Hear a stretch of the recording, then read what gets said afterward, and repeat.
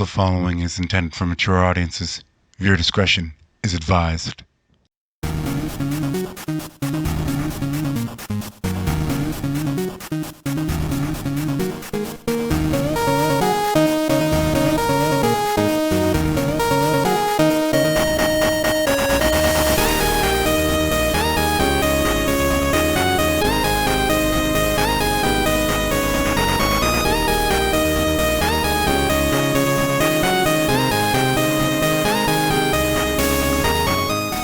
What's up, Deadites? I know it's been a while, but we're back with part 2 of What If Deku Was He-Man.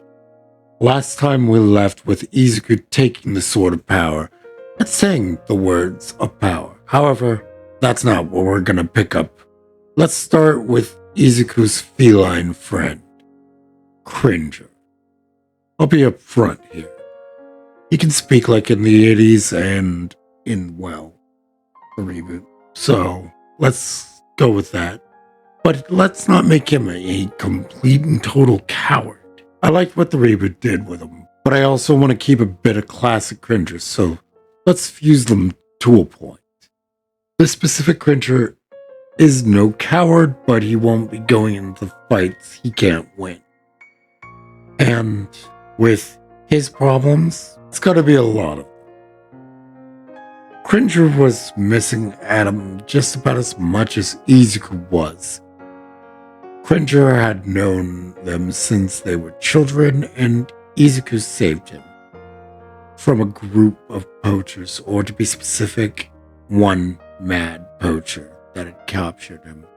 Let's just say a lot of irreparable damage happened by taking on an enemy he could not beat, and whenever Izuku would tear into his brother for slacking. Now, Izuku, don't compare Adam to yourself. Everyone has their own pace. Yours is rather frightening, if I'm to be honest. There was a reason why Izuku was more energetic and fit than his brother. Remember, Miko spent her adolescent life growing up in adrenate territory, meaning her diet consisted of a significant dose of ambrosia. She obviously weaned off when she realized she was with child, but by that point, let's just say the changes have already been made. Izuku was born quite hardy due to his mother's upbringing. Izuku even went to lengths to keep himself in shape. He'd run with Cringer, spar with Tila under the watchful eye of Duncan, the man at arms. He even made a point of studying more often. Izuku is no genius, but he's not a muscle-bound oaf either. His mothers were quite proud of his sharp mind, and this was another point of separation from his brother. But I digress. This is about Cringer. Adam's death hit Cringer hard. Truth be told, it happened while he was napping, and to that effect, Cringer has doubled his efforts to be useful. Izuku is the last heir to the throne of Eternia, after all. Eternos was basically on lockdown and mourning for at least a week. However, back to more recent events. Cringer was helping Orko move various spell components for his many wards that King Randor had requested go up on the castle. The two were walking and hovering side to side basically as they noticed something odd. Izuku and Man-at-Arms were heading out in the dead of night under the cover of shadows. What do you think they're up to, Cringer? Eternos is still on lockdown. Cringer craned his neck to Orko. Your guess is as good as mine, my Trollin friend, Cringer said in a serious tone. Orko was rubbing his chin, deep in thought. How about we follow them? We could use a break from this, and I know you're just as curious about this as I am. Cringer wanted to deny it, but Orko was correct. The odd behavior of those two had stoked his interest. Very well. We shall tail them. Hold on tight, Orko. Cringer ran as fast as his feet would carry him, at a far enough distance that they would not be seen. He knows a thing or two about stalking his prey and hiding his presence until the right moment. However, where the two had ended up only served to further perplex them. Why would they come all the way? Quiet, Orko. You'll give us away. Stealth is key. Well, I doubt the man-at-arms would have any dubious plans for the heir he is meant to protect. We should be wary. Cringer said in a serious tone, not finishing his thought of how this place gave him the creeps, due to it going in line with his name. Orko had a puzzled look on his face. I mean, I never questioned that, but what in the world does Duncan have planned for Izuku here? And this castle totally gives me the creeps. All done, Orko saying what Cringer was thinking. Fast forward about 5 minutes to the sorceress giving Izuku her spiel. How convenient for you that only one son of Eternos remains. Had you figured that out sooner, Adam would still be alive. A single tear began to fall from Izuku's eyes before he steeled himself and took the sword of power from the sorceress. No. I'm sorry, sorceress. You had no way of knowing what was going to happen. I suppose I'm projecting. I was with Tila when it happened. I felt so powerless and blamed myself for everything. But if this sword can make a difference in the conflict to come, then so be it. What must I do? Izuku's newfound determination and acceptance of his duties put a smile on the faces of the man-at-arms and sorceress. Hold the magical sword aloft and say, by the power of Grey Skull. Out of the corner of his eye, man-at-arms spotted our two eavesdroppers. Hold on, Izuku. Come on out, Cringer.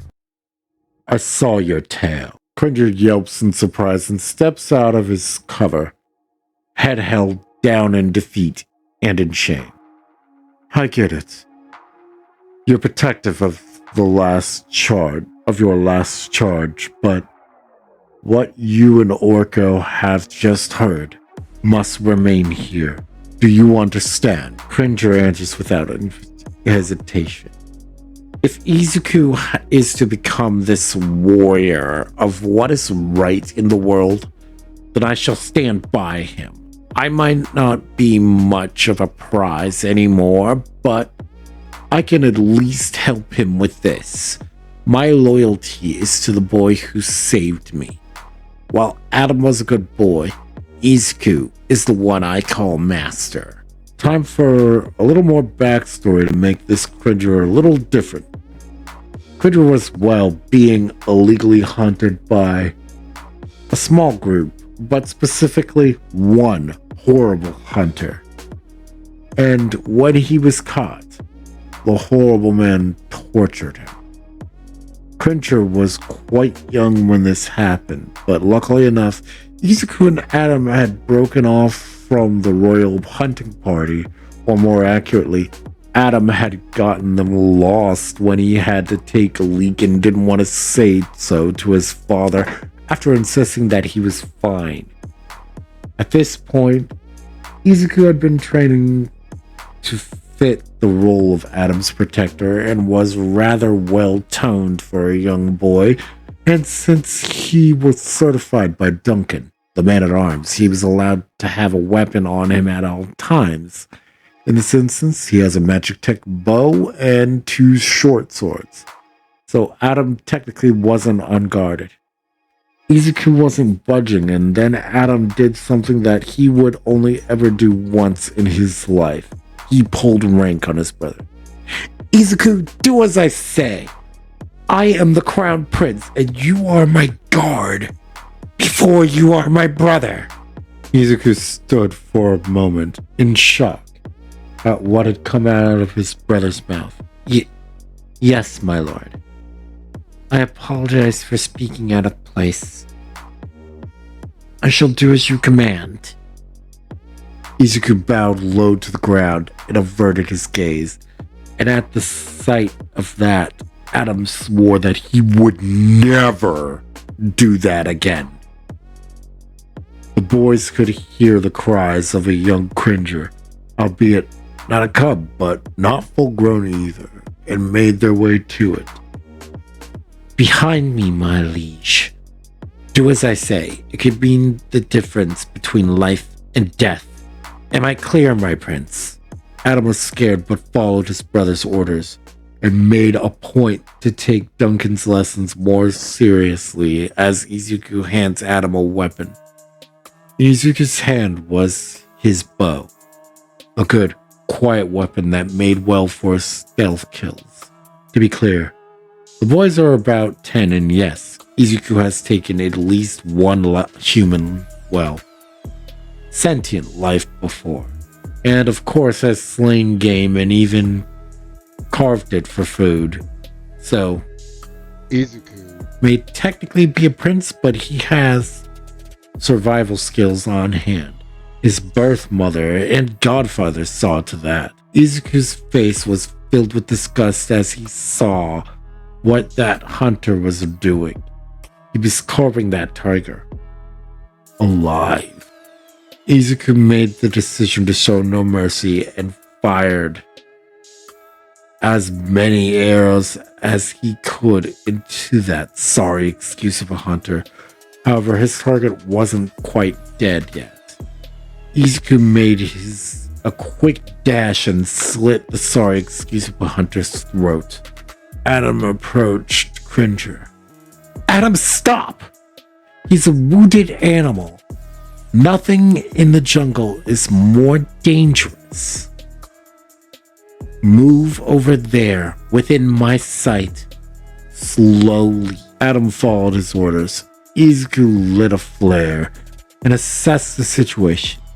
Hey there, little guy. Can you speak? The beast was cringing in fear, and he said, Yes, you're not going to hurt me more, are you? Izuku shook his head. Quite the opposite. I'm going to heal you. Not enough that you can do really anything, though, but enough so you won't bleed out and die. Izuku did his work. His mother was a cleric, remember? My name is Izuku, and this is my brother who I am guarding, Prince Adam of Eternos. I'll be frank with you. I am not stupid enough to fully heal you after what you've been through. Move too much, you're back to bleeding out. Do I make myself clear? Cringer. He shook his head and accepted his new name. Now, to be clear, as consequence for what was done to him, he's a bit on the scrawny side. His growth was permanently stunted. The medics were able to stop any other form of permanent damage, but once again, his growth was stunted. I suppose scrawny, once again, is the wrong word considering I said stunted growth, and for the image I'm trying to give you, he's small, about at least a fourth of the size smaller than what Canon Cringer would be, and he's far leaner than, a tiger should be. Izuku was glad that his friend was here. Okay, let's do this. By the power of Grayskull, I have the power! Now, Izuku was no slouch when it came to exercise, but where Izuku once stood was a hulk of a man. At almost 7 feet tall and over 300 pounds of muscle. Once again, Izuku was no slouch.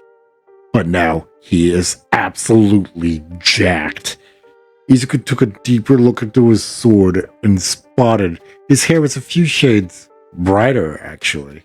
Welcome to your new duty, He-Man, protector of Castle Grayskull and defender of what is right. The sorceress proclaimed. He-Man. A rather odd name, but it shall do. He looked over to Cringer and pointed his sword his way. Cringer was struck with a beam of energy, and he doubled, if not tripled in size and muscle mass. Upon him was a red helm and an armored saddle. If I am to be known as He-Man, then you shall be Battle Cat, my trusty companion and mount.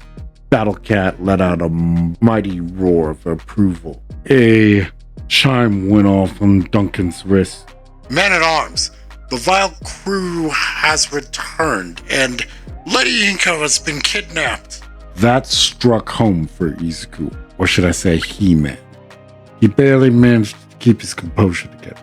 Battle Cat, I think it's time we go. Well then, He-Man, we've got a world to protect. If you like that, United States has smashed that like button. Let's go full cowling on the notification icon. Ring that bell, baby. And of course, don't forget, go plus ultra on the subscribe if you're not. Now rest easy, Deadites. And remember, The night is ours.